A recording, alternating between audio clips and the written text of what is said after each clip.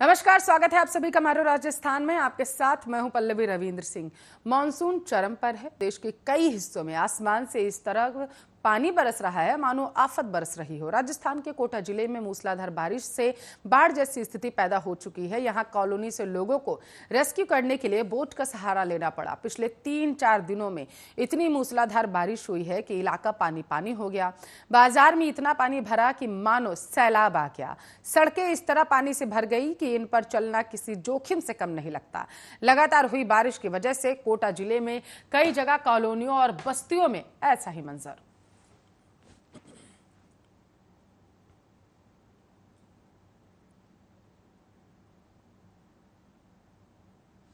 तो राजस्थान के भरतपुर में ऑनलाइन ठगी करने वाले बड़े रैकेट का पर्दाफाश किया जा चुका है। यह रैकेट 15 राज्यों में ठगी की वारदातों को अंजाम दे रहा था। पिछले 3 महीने के अंदर पुलिस ने 100 से अधिक ठगों को गिरफ्तार किया है। यह ठग ऑनलाइन सेक्सुअल चैट के जरिए लोगों को फंसाते थे, फिर उनसे ब्लैकमेलिंग करते थे। इस रैकेट में शामिल एक ठग ने कहा है कि मेवात इलाके में ऑनलाइन ठगी गैंग में शामिल बच्चे से बुजुर्ग तक सभी अनपढ़ हैं और वह 10 से 20 लाख रुपए हर महीने कमा लेते हैं।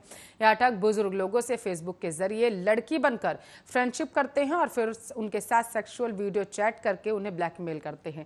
ठग का कहना है उस व्यक्ति को ब्लैकमेल करते हुए, धमकी देते हुए कि आपकी लड़की के साथ ऑनलाइन सेक्सुअल एक्टिविटी करते हुए वीडियो रिकॉर्ड कर लिया गया है और अब इसे यूट्यूब पर वायरल कर आपको बदनाम किया जाएगा। जिसके बाद पीड़ित व्यक्ति भयभीत हो जाता है, उनके झांसे में आ जाता है। ठग ने बताया कि वह पीड़ित से 10 से 50 लाख रुपए तक वसूली कर लेता था। ठग का दावा है कि यहां मेवात इलाके में किसी भी राज्य की सिम 1000 रुपए में आसानी से मिल जाती है और उसका उपयोग ऑनलाइन ठगी के लिए किया जाता है। फिर उस सिम को पानी की बोतल में डाल दिया जाता है जिससे उस नंबर की सिम की लोकेशन पुलिस ट्रेस नहीं कर सकी है। मेवात इलाके के ठग अपने जिले या अपने राज्य में ठगी की वारदातों को अंजाम नहीं देते हैं, बल्कि ज्यादातर पूर्वी दक्षिण भारत और मध्य भारत के राज्य में अंजाम देते हैं, जिसका नतीजा है कि भरतपुर जिले में इन ठगों के खिलाफ आज तक कोई मामला दर्ज नहीं किया जा सका, जबकि अन्य राज्यों की पुलिस मामला दर्ज करके यहां स्थानीय पुलिस से संपर्क करती है। सेक्सुअल वीडियो चैट के अलावा ये ठग ओएलएक्स के जरिए वाहन सस्ते दामों में बेचने का झांसा देकर लोगों के साथ ठगी की वारदातों को भी अंजाम देते हैं। खास बात यह है कि इसके लिए ठग किसी आर्मी कर्मचारी अधिकारी की वर्दी के साथ फोटो, सैन्य ग्रुप के फोटो, हथियार सहित कैंटीन, परिचय पत्र आदि डालकर चैट करते थे।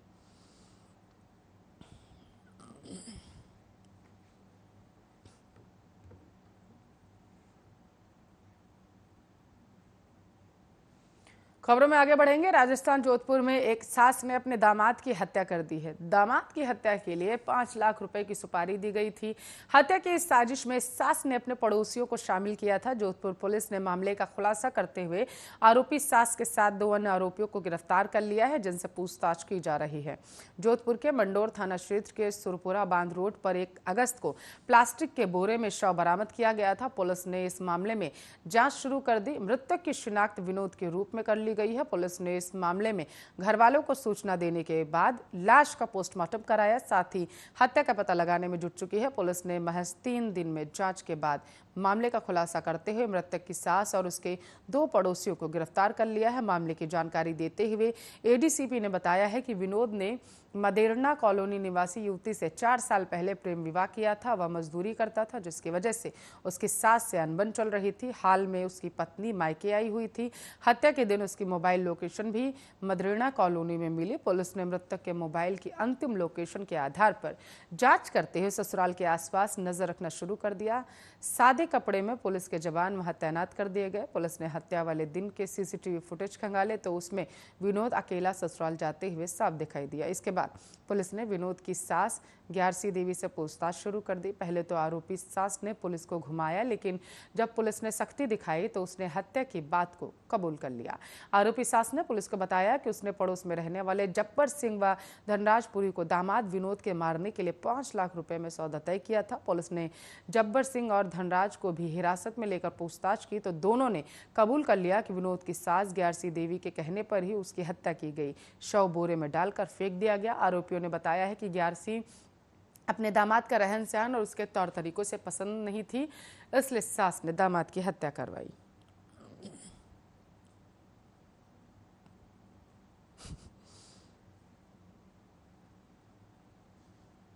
तो राजस्थान के जयपुर में बीजेपी सांसद डॉक्टर किरोड़ी लाल मीणा ने मनाही के बाद भी आमागढ़ किले पर झंडा फहराया है। वह आमागढ़ किले में पूजा करना चाहते थे, लेकिन पुलिस ने एहतियात बरतते हुए पहले ही वहां जाने पर रोक लगा दी थी।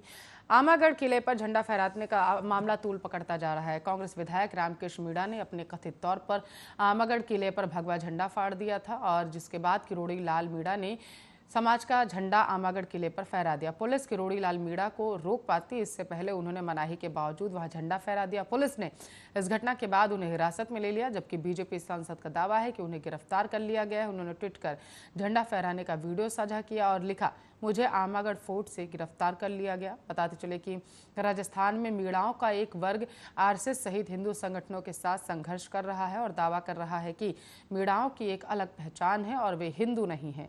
मीणा समुदाय के नेता और विधायक रामकेश मीणा द्वारा कुछ दिन पहले आमागढ़ किले में कथित तौर पर भगवा झंडा फाड़ने के बाद विवाद खड़ा हो गया था।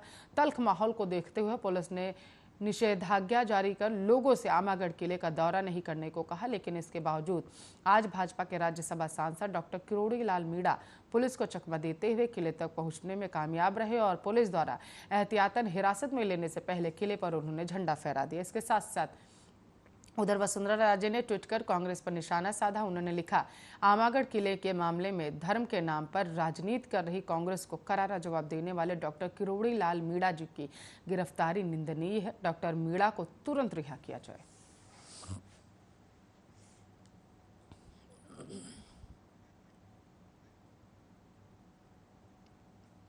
राजस्थान के जोधपुर में आरएएस भर्ती परीक्षा 2018 के इंटरव्यू में घूस का मामला सुर्खियां पकड़ता जा रहा है। इस मामले की जांच कर रहे एंटी करप्शन ब्यूरो ने 3 दिन पहले ही बाड़मेर के कल्याणपुर से 3 लोगों को गिरफ्तार कर लिया। अब जांच की सुई जोधपुर के निर्वतमान जिला प्रमुख चौधरी साहब के आसपास घूम रहे। बाड़मेर के हरीश सारण को 70 अंक से ज्यादा दिलाने के लिए 20 लाख रुपए रिश्वत लेने के लिए इस मामले में कुछ सुराग एसीबी के हाथ लगे।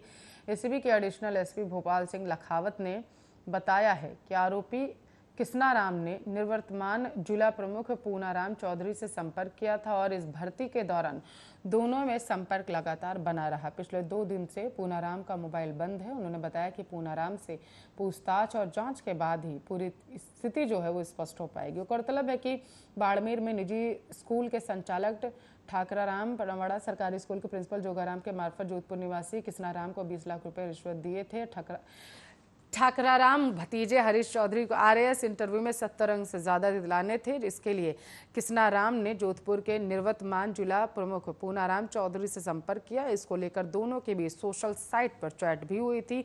एसीबी ने किसनाराम से पूछताछ के दौरान मोबाइल की जांच की तो यह खुलासा हुआ कि पूनाराम से भी चैट हुई है, लेकिन एसीबी ने जिला प्रमुख से संपर्क करने का प्रयास किया तो पिछले 2 दिन से उनका मोबाइल स्विच ऑफ बता दिया गया। जानकारी के अनुसार किसनाराम जिस स्कूल में कार्यरत है वह आरएसएस से संबंधित है, वहीं पूनाराम चौधरी भारतीय जनता पार्टी का नेता है। दोनों के बीच काफी नजदीकियां हैं। इसको लेकर एसीबी हर एंगल से पड़ताल के लिए निर्वतमान जिला प्रमुख से पूछताछ भी करेगी। जोधपुर एसीबी ने पकड़े गए तीनों आरोपियों को 2 दिन की रिमांड पूरी होने के बाद कोर्ट में पेश किया, जहां कोर्ट ने जेल में भेजने का आदेश दे दिया। बताते चले कि 29 जुलाई को ठाकराराम जोगाराम से लगभग 19 लाख रुपए लेकर बरामद किए गए थे उसके पास से।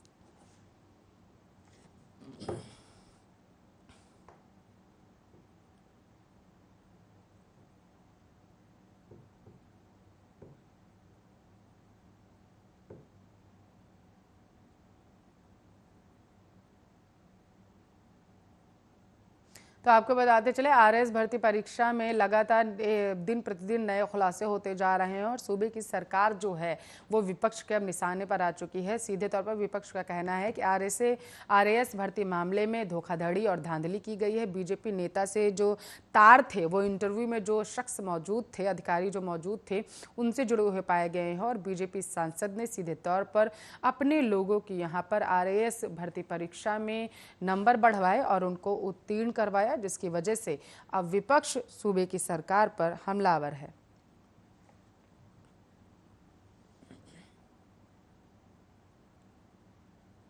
तो राजस्थान के कई जिलों में हो रही भारी बारिश से बाढ़ जैसे हालात पैदा होने लगे हैं। सोमवार को ही भारी बारिश के कारण 12 जिले के छिपा बरोद पुलिस थाने में पानी घुस गया। थाने में पानी करीब घुटनों तक भर गया। तस्वीरों में देखा जा सकता है कि बाहर खड़ी बाइक ऑफिस और लॉकर में खड़े कैदी पानी में खड़े नजर आ रहे हैं। वहीं पुलिस वाले ऐसी स्थिति में काम करने को मजबूर हैं। वहीं राजस्थान के कई इलाकों में आज भी भारी बारिश होने की संभावना है। करौली के सपोटरा इलाके में भारी बारिश के कारण एक मकान की दीवार गिर जाने से बाप बेटी की मौत हो गई और एक बच्ची पानी में डूब गई है। वहीं इससे सटे भरतपुर जिले में दीवार गिरने से उसके पास बैठी महिला की मौत हो गई। बूंदी में भी एक मकान ढह जाने से मासूम बच्ची की मौत हो गई और उसके माता पिता गंभीर रूप से घायल हो गए। जबरदस्त बारिश के कारण ओवरफ्लो हुए काली सिल बांध पर लगभग 3 फीट के आसपास चादर जो थी वो चल रही थी और हालात देखकर प्रशासन की सांसें फूलने लग गई। वहीं आज भी बारिश की संभावना है। हर साल आईएमडी दक्षिण पश्चिम मानसून के बचे माहों अगस्त और सितंबर के लिए पूर्वानुमान जारी करता है। विभाग ने अब माहवार पूर्वानुमान जारी करना भी शुरू कर दिया है। अगस्त में पूरे देश में औसत वर्षा सामान्य होने की संभावना है। 1961 और 2010 की गणना के आधार पर इस माह पूरे देश में अगस्त की वर्षा का एलपीएस जो है वो लगभग 258.1 मिमी यानी कि 10 इंच के आसपास रहेगा।